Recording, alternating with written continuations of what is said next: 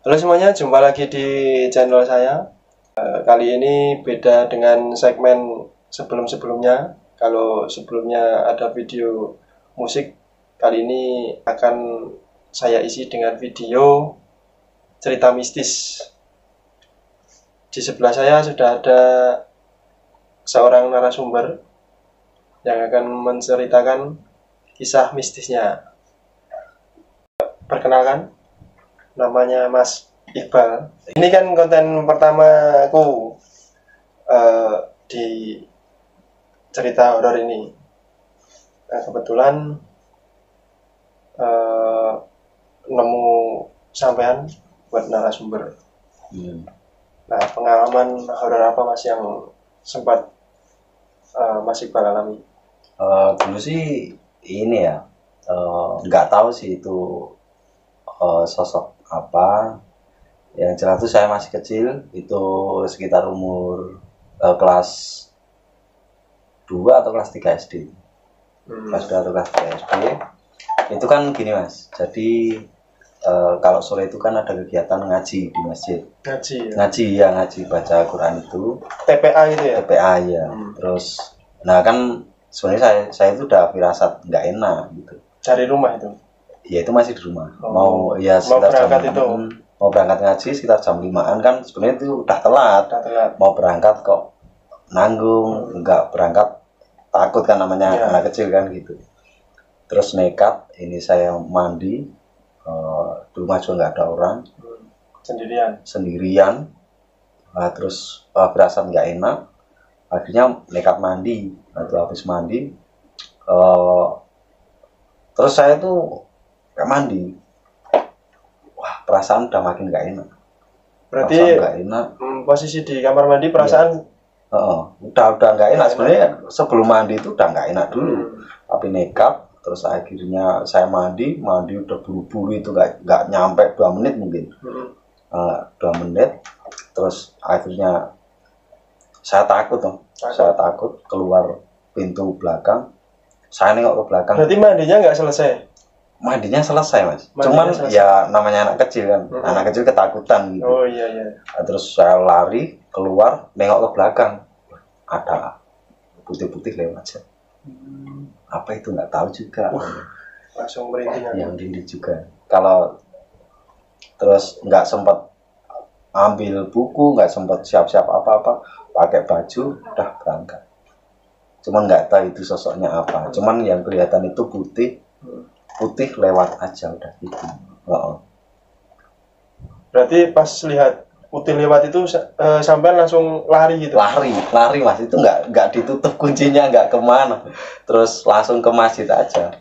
Lari itu nggak pakai pakaian? Pakai dulu. Cuman kan setelah nengok ke belakang, nah itu kan saya lihat gini lewat tuh, set. Nah itu udah buru-buru, cuman nggak berani lagi lihat yang belakang gitu. Ya kalau nggak tahu juga anak kecil kan gitu. Biasanya lebih bisa merasakan. Ya, mungkin termasuk peka atau enggaknya itu saya juga kurang tahu. Cuman yang pengalaman saya itu yaitu kalau di rumah gitu. Pernah dulu di jalan juga sama temen itu dari niatnya sih ini. Saya kan malam-malam iseng. Motoran jauh berdua boncengan toh. Niatnya sih ke tempat boncengan itu sama cewek apa? Sama cowok. Sama cowok. Terus di tempat ya niatnya ke situ. Terus balik-balik ini lewat sawah. Lewat sawah. Pas pulangnya itu ya? Iya, pas pulangnya. Lewat sawah. Cuman niatnya sih berhenti mau nyalain rokok. Cuman nggak sadar kalau di sebelahnya itu makam gitu loh. Sebelahnya itu makam. Terus yang sebelah sini itu ada sawah, terus kayak ada putih-putih juga. Cuman nggak tahu juga sih. Terus saya bilang sama teman saya, wah, apa ini putih-putih terus? Nah, teman saya udah takut Ya. gitu. Terus ya udah itu nggak berani nengok lagi. Habis nyalain rokok, lalu lurus aja. Udah kalau pengalaman saya sih itu aja sih. Oh, ya. Kalau pengalaman temen gitu ada mas? Kalau teman ada itu kalau dulu pernah cerita itu emang katanya sih nyata banget. Jadi kan gini, malam-malam kalau teman-teman saya itu kan kegiatannya kan pada ini acara gitu kan. Acara-acara kumpul minum, ya kumpul minum gitu. Itu di pojok desa ya. Nah acaranya di pojok desa. Terus ada satu orang tuh iseng gitu, iseng lewat tempat yang katanya itu emang wingit kalau orang-orang tua bilang. Angker gitu ya? Iya angker.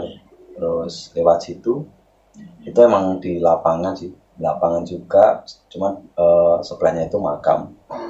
Terus lewat situ kayak ada ini mas, kalau di lapangan itu ada tempat kayak buat komentator sepak bola itu loh. Nah itu kan kayak tingkat gitu kan. Nah itu lewat sekitar mungkin sekitar jam malam ya, jam 12-an lebih lah. Nah itu terus kok lewat situ gak lihat gak pocong gitu, lihat pocong ya, cuman kan pakai motor, lewatnya pakai motor itu disorot pakai lampu. Nah, pakai lampu itu kan ya mungkin kan hilang. Lebih enggak, itu enggak hilang mas, enggak hilang itu disorot terus, padahal sorot terus. Terus dia kan mungkin posisi minum terus kayak apa itu setengah sadar gitu ya. Cuman dia nggak percaya kalau emang di situ tuh ada orang di atas. Dia nggak percaya. Nah, terus habis itu lewatin terus putar balik lagi, habis itu diliatin terus kok nggak ngilang gitu. Mereka gini posisinya, gini tapi kakinya itu gini mas. Gitu. Iya gini terus, itu pakai motor loh.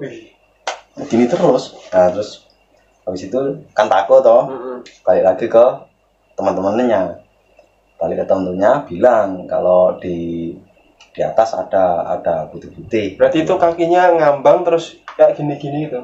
Dia tuh duduk duduk di atas komentator itu. Nah itu kan kayak ada tembok, cuman temboknya itu bisa buat duduk. Kalau orang tuh bisa buat duduk gini. Nah gitu, sama kalau orang Jawa itu bilang ungkang-ungkang gitu. Nah terus dia balik ke teman-temannya, bilang kalau dia lihat itu gitu kan. Terus habis itu temannya juga nggak percaya kan, nggak percaya. Putar lagi ke situ lagi, itu belum hilang mas, masih di situ. Ya masih di situ. Kok nggak hilang-hilang ya? Nggak hilang, padahal itu dari bawah senter pakai motor itu dikejar ke atas, itu baru nggak ada orang gitu. Nah, udah lari semua ya. Lari semua ya. Wah, kalau saya dengernya juga ini merinding mas saya. Saya juga merinding mas. Iya merinding. Dengar ceritanya itu. Lalu ada lagi mas pengalaman? Kalau pengalaman sih menurut saya yang paling serem sih itu ya. Kalau yang lain-lain ya mungkin ada tapi nggak serem itu. Cuman kalau dari teman-teman saya ya sebenarnya banyak gitu. Cuman yang sementara ini yang saya ceritain ya ini dulu aja. Kalau yang lain-lain mungkin ingat-ingat dulu. Iya. Banyak lupanya. Ya udah, terima kasih Mas Iqbal atas waktunya. Terima kasih ya Mas. Siap. Cukup sekian cerita horor episode kali ini. Sampai jumpa di cerita horor episode selanjutnya. Oke.